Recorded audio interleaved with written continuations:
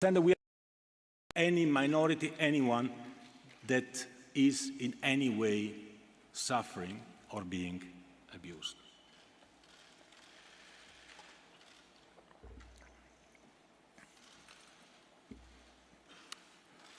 So speaking about workers, I bumped into migrants, a study, not a FIFA study, a Human Rights Watch study.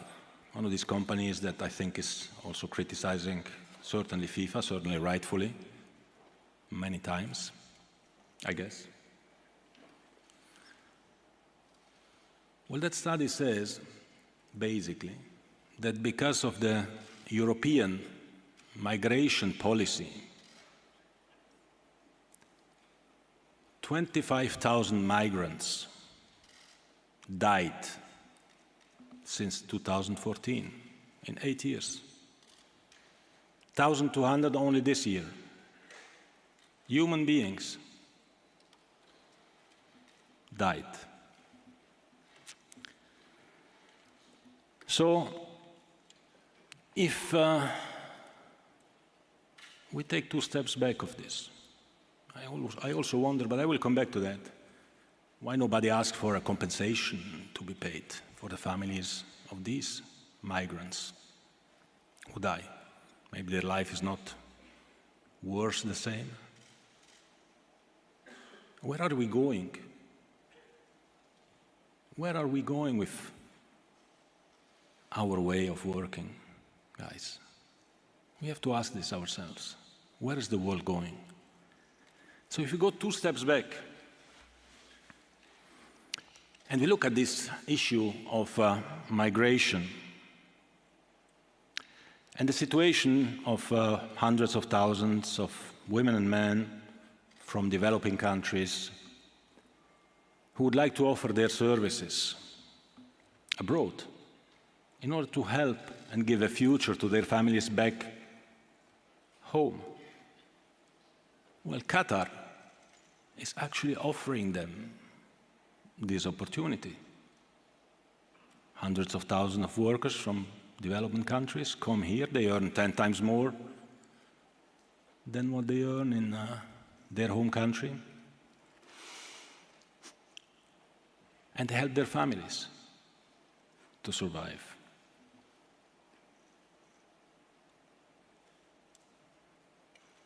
And they do it in a legal way. We in Europe, we close our borders and we don't allow practically any worker from these countries who have obviously very low income to work legally in our countries, because we all know there are many illegal workers in our European countries, living in conditions which are also not really the best. So those who reach Europe, or those who want to go to Europe, they have to go through a very difficult journey.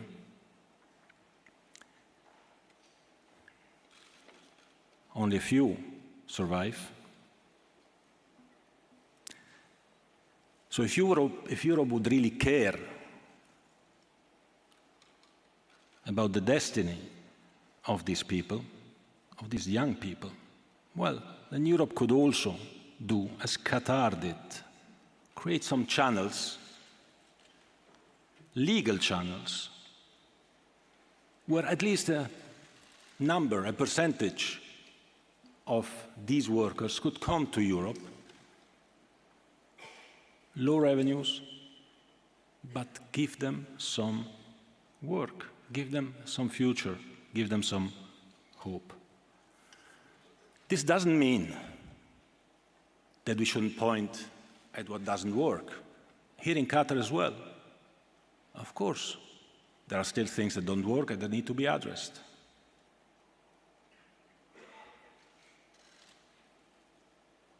But this moral lesson giving one-sided. It's just hypocrisy.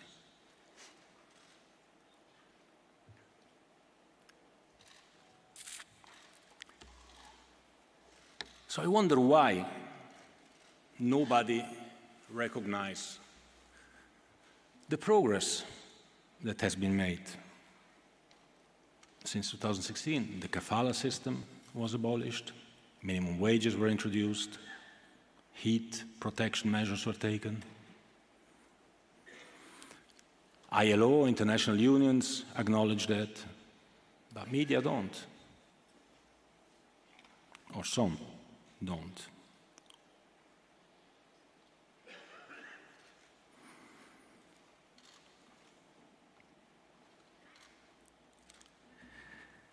It's difficult for a worker who comes to Qatar to go back home because thanks to him coming here, even in difficult situations, which were comparable to situations of European migrants in Europe a few decades ago, but thanks to that he can make his family live in his country because he earns 10 times or even more here. So why? Why couldn't we do something like this in Europe and do something much better for many more people all over the world?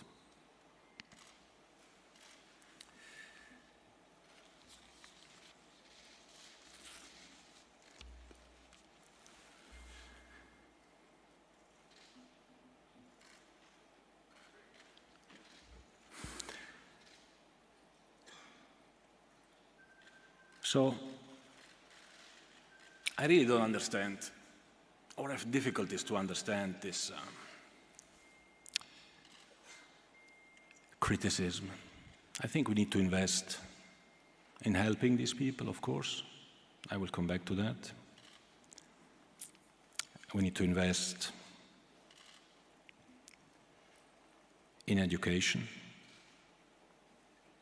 to give them a better future, to give them more hope. Speaking about the workers or their children. But I'm speaking about all of us. We should all educate ourselves. And whilst many things are not perfect, reform and change takes time. It took hundreds of years in our countries, in Europe, where we think we've achieved the top. I wonder if that's the case. It takes time everywhere, and the only way of obtaining results is by engaging, searching the dialogue, not by hammering, insulting. When your child does something bad at school, and you tell him you're an idiot, you're useless, and you put him in his room, what do you think his reaction will be? If you engage with him, if you speak to him, if you ask him why you did this, let's work together and you will have better grades or whatever, he will recognize that, and he will be better. I don't want to give you any lessons of life. I'm just realizing that what is going on here is profoundly unjust.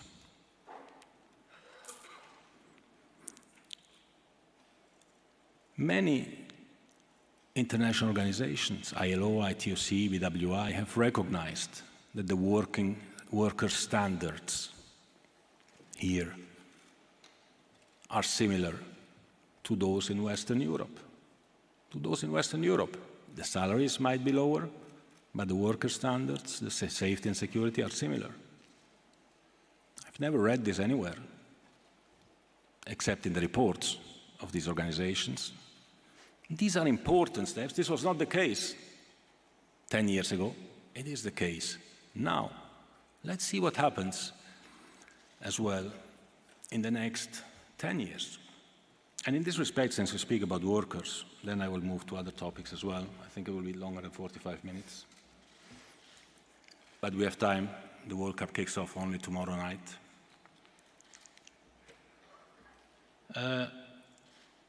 Let me tell you 3 things regarding workers.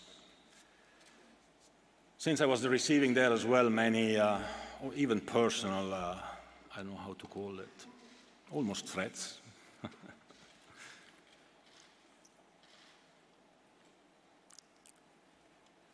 There was a demand somewhere about the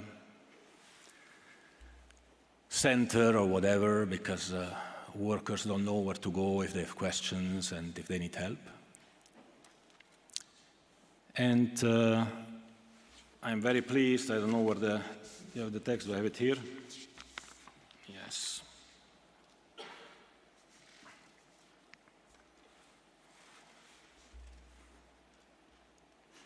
I'm very pleased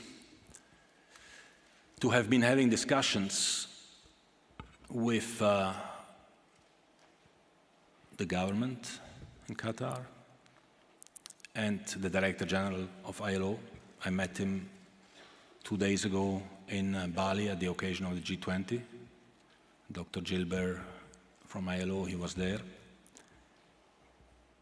And I'm happy because there is a real prospect, and there are still some formalities to be carried out, of a dedicated office that would be a permanent office, ILO office, International Labour Organization office, which will be having its headquarters here in Doha.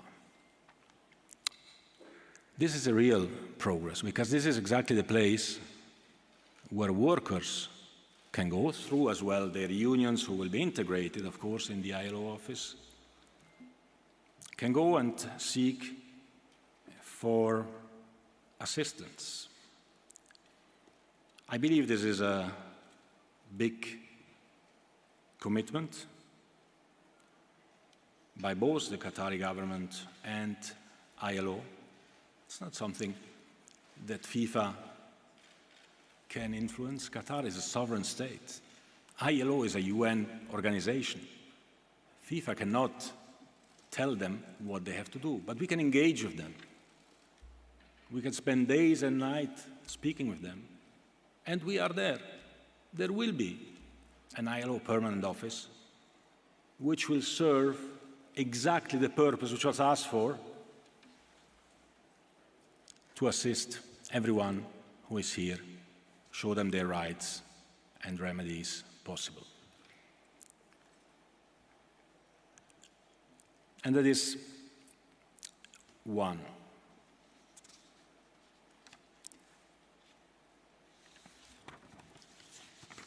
The second one that has been brought to us, and I want to tell you again, we do not react based on whatever pressure we receive. We act when we decide the time to act has come. So I've been speaking with many people from football, I will not mention them, or outside of football, who tell me, you know, we have to say these things in public because we have a lot of pressure from our media, but in reality, you know, we are with you, or this, or that, or the other. We are not like that. We don't react to pressure. Pressure is negative. Engagement is positive. So when we are ready, we do things. And when it comes to compensation of workers as well, you should know that there is a legal framework to cover workers' compensation. Again, we are in a sovereign country. Do you think FIFA can go to England or to the US or to Italy and tell the governments, you know what, we come and we establish a system for compensation of migrant workers in your country? already they have a lot to deal with migrant workers with or without papers who have no compensation at all, at least all workers in Qatar, because they are legally here, they have a compensation scheme. And Qatar established a workers' support and insurance fund to support compensation claims. Since 2018, this fund has paid over $350 million to workers in need. Majority of that for unpaid wages, but also for accidents, of course, of workers. Because every worker that has an accident receives a compensation by law. And depending on the gravity of the accident, the compensation can be several years of salary. And if in the last 4 years, 350 million were paid, I suspect that if in the next 4 years nothing changes, and we have the same types of unpaid wages and incidents and whatever than in the last 4 years, another 350 million will be paid, bringing us to 700 million, hypothetically, in 8 years' time. Can be more, God forbid, if something bad happens. Hopefully, will be much less, because the companies who are operating here, who don't want to pay the wages, Western companies, they start to realize that it's better for them to pay the wages or enhance the security. So we'll have less accidents and much less we'll have to pay. And this is one thing. And the second thing that I was pleased about is that the Minister of Labour himself mentioned at the European Parliament that if in the past, because we are speaking about the recent past, the last 4 years, and the future, next 4 years, if in the past there is a worker who has not received due compensation in accordance with the laws of Qatar, which are public. You can go and see them, Article 110 and following of the Qatar Labour Code. If somebody has not received it, he or his family can go to the Ministry of Labour and seek for compensation. And if you don't get it, let us know, and we will help you. Because this is due by law. It's not due because somebody asks us to do something that then will have to be managed in a way that nobody knows how, where also all unions would have been against. But that's not the end of it, because the third announcement linked with workers is with regard to the FIFA World Cup Qatar 2022 Legacy Fund. So we have been seeing there is a permanent office of ILO, or there will be, and we'll be back. We will be here to check, don't worry, because you will be gone. Compensation for workers who are not paid or who have accidents exists at very significant amounts. And FIFA has a legacy fund for this World Cup. Now, the amount of this legacy fund will be decided after the World Cup. It will certainly be a percentage of the revenues of the World Cup. But since so many people around the world have been speaking out on these topics, for the first time, FIFA is opening up its compensation legacy fund to anyone who wants to invest in it. We'll publish the details. Anyone who wants to invest in the FIFA World Cup 2022 Legacy Fund shall invest. And those who invest a certain amount will be part of a board that can decide where the money goes. Now, where should this money go? The two ideas that we have, we'll submit them, of course, to the Council. They should go first to education, because we believe that children, especially children in developing countries, should receive appropriate education so that they can build a better future. We signed an agreement 2 weeks ago with the state of India, where we help 25 million children in India through education. So we want to focus on education, and especially education of girls and women, because this is very important, especially in certain countries.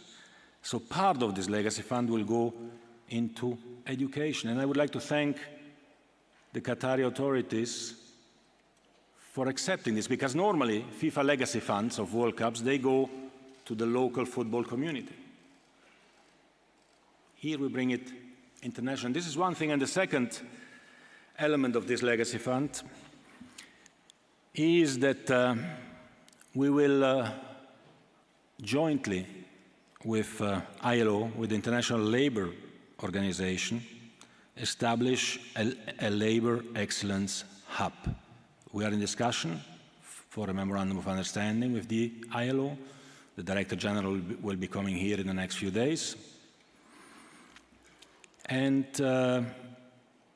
we want to establish programs based on the experience that we made here in Qatar.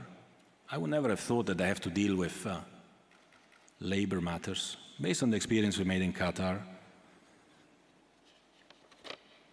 we have to share through this excellent hub best practices all over the world, in particular when it comes to future hosts of FIFA tournaments and competitions. So take from our learnings, partner with the #1 partner in this area, ILO, and work to make the lives of workers all over the world a little bit better. So this is what we do in labor matters.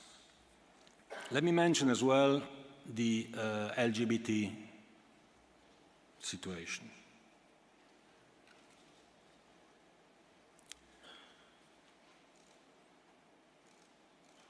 I've been speaking about this topic with the highest leadership of the country several times, not just once. They have confirmed, and I can confirm, that everyone is welcome. If you have a person here and there who says the opposite, well, that's not the opinion of the country, and it's certainly not the opinion of FIFA. This is a clear FIFA requirement. Everyone has to be welcomed. Everyone that comes to Qatar is welcome. Whatever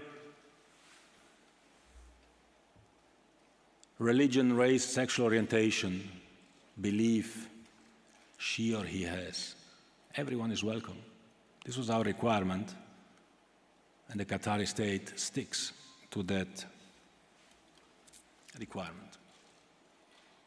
Now you will tell me, yeah, but these legislations which prohibit that and whatever, you have to go to jail, I don't know what. Yes, these legislations exist in many countries in the world. These legislations existed in Switzerland when Switzerland organized the World Cup. It was in 1954, I was not born yet. So again, like for the workers, these are processes. So what do you want to do about it? You want to stay home and hammer and criticize and say how bad they are, these Arabs or these Muslims or whatever? Because it's not allowed to be publicly gay? Of course I believe it should be allowed as FIFA president. But I went through a process. I went through a process. If I ask the same question to my father, who is not here anymore, he would probably have a different answer than me. And my children will have again a different answer than me. So if somebody thinks that by just hammering and criticizing we achieve something, well, I can tell you we achieve exactly the opposite. Because this will be viewed as provocation. And then if you provoke me, I react. And that's bad. Because the reaction will be to be even more close now that the doors start to open. I often give the example of the vote for women. Switzerland, again, I'm Swiss, so I can allow myself to say a few things about Switzerland. You know, when women were granted the right to vote in the last Swiss canton, I tell you when, in the 90s, not the 1890s, in the 1990s. And not because the men who had the right to vote, of course, voted that, yes, our women should be allowed to vote. No, because they voted no. It was the Swiss Supreme Court who forced the men of this canton to say, no, women have to have the right to vote, of course. Of course. These were the mentalities a few years ago in Europe. Let's look at ourselves in the mirror, see where we come from, and try, if we are convinced that we defend the right causes, try to convince the others by engaging. That's the only thing I ask you. The only thing I'm asking you. Engage, help, don't divide, try to unite. The world is divided enough. We are organizing a World Cup. We're not organizing a war. We organize a World Cup where people who have many problems, everyone in his or her life, want to come and enjoy. Look at the city. It's beautiful. It's beautiful. It's geared up. People are happy to celebrate. They were happy when the teams come. And when the teams come, they go to see the teams. And what do I read? Well, these people, they don't look like English. They shouldn't cheer for English because they look like Indians. I mean, what is that? Can somebody who looks like an Indian not cheer for England or for Spain or for Germany? You know what this is? This is racism. This is pure racism. And we have to stop that. Because everyone in the world has the right to cheer for who he wants.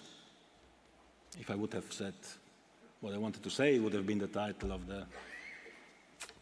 For who he wants. And this is what people want. They are genuine.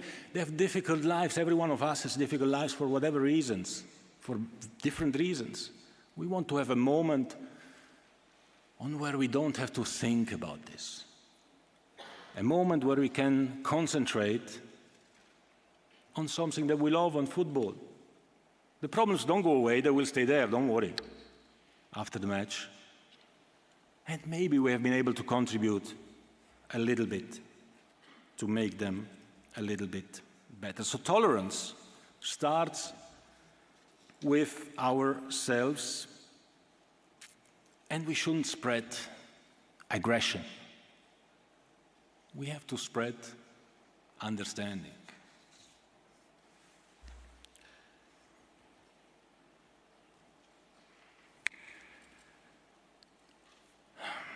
FIFA is a global football organization, as you know.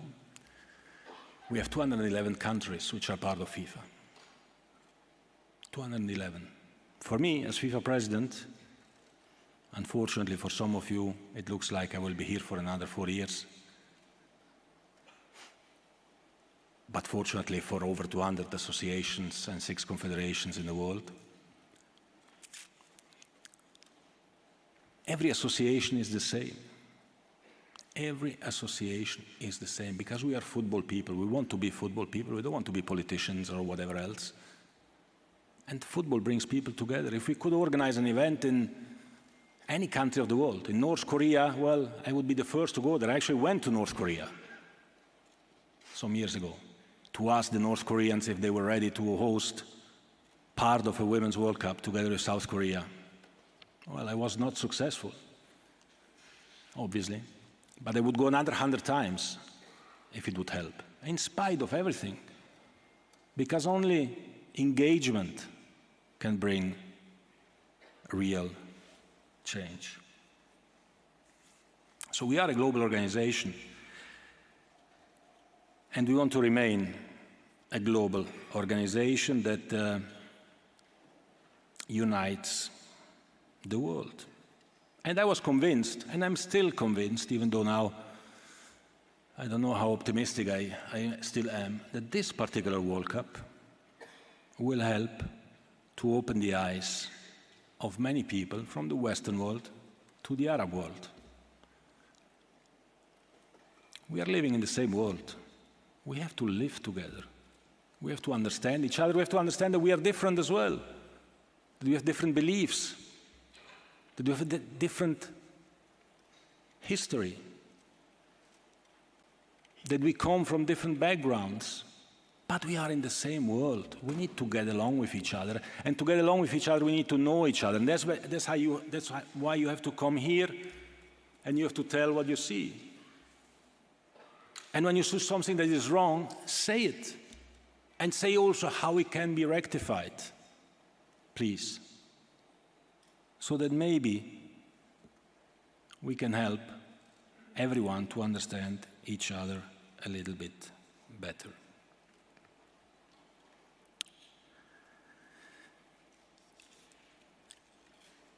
I want to tell you as well another little story about Afghanistan.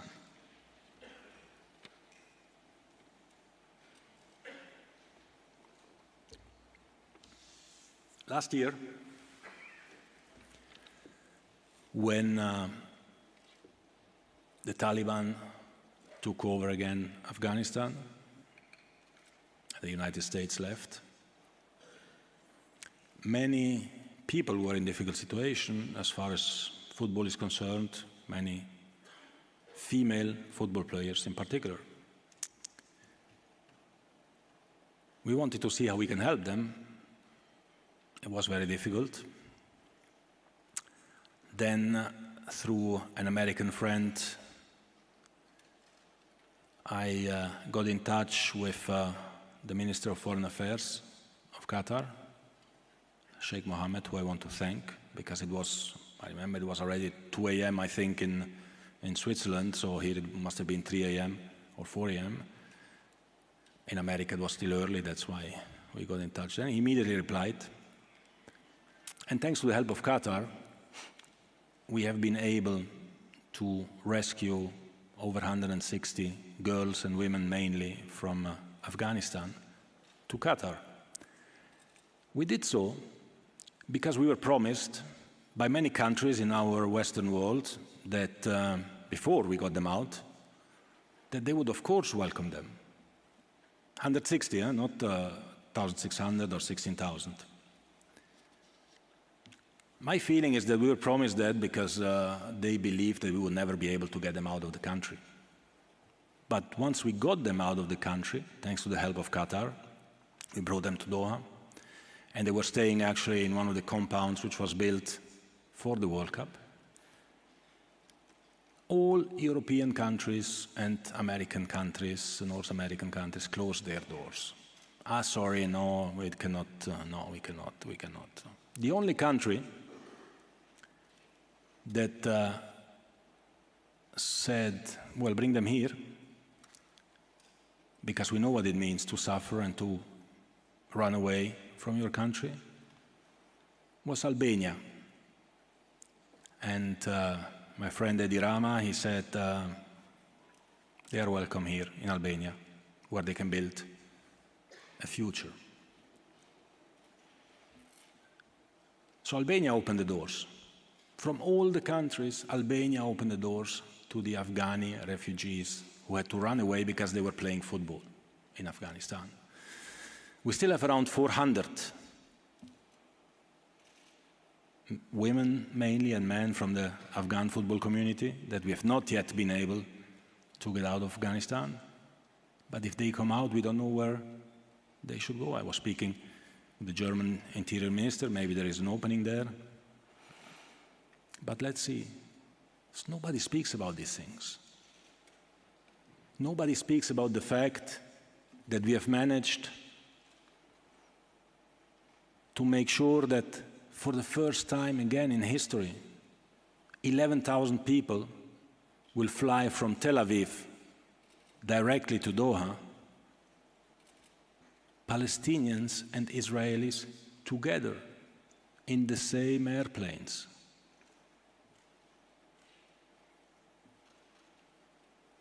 These things don't happen on their own. These things are not part of the checklist of the organizer of the World Cup. But we made these things happen because we believe we can do something for good. So, I would have many more things to say. One, maybe the alcohol question, Budweiser. Let me mention that as well, since you know now the latest news. Let me say a couple of things there as well. I mean, honestly, if this is the biggest issue we have for the World Cup, I will sign immediately and go to the beach and relax until the 18th of December. Let me first assure you that every decision that is taken in this World Cup is a joint decision between Qatar and FIFA. Every decision is discussed, debated, and taken jointly.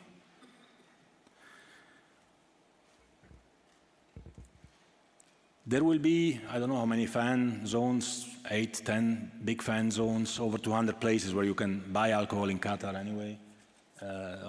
Over 10 fan zones where over 100,000 people can simultaneously drink alcohol.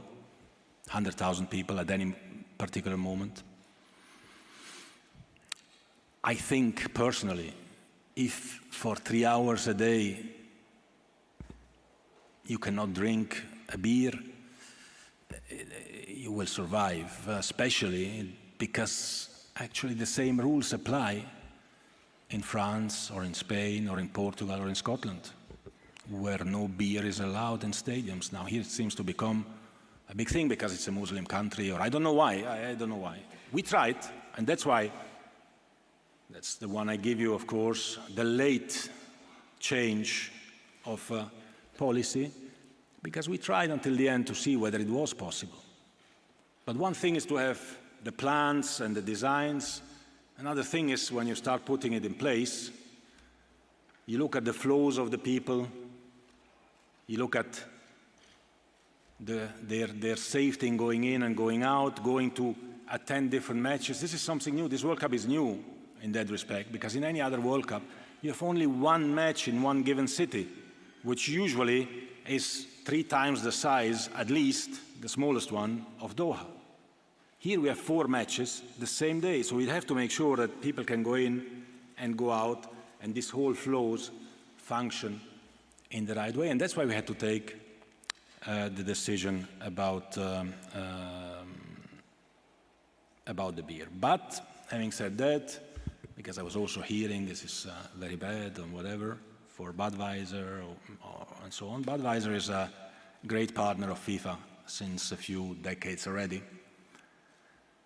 And a few weeks ago, we have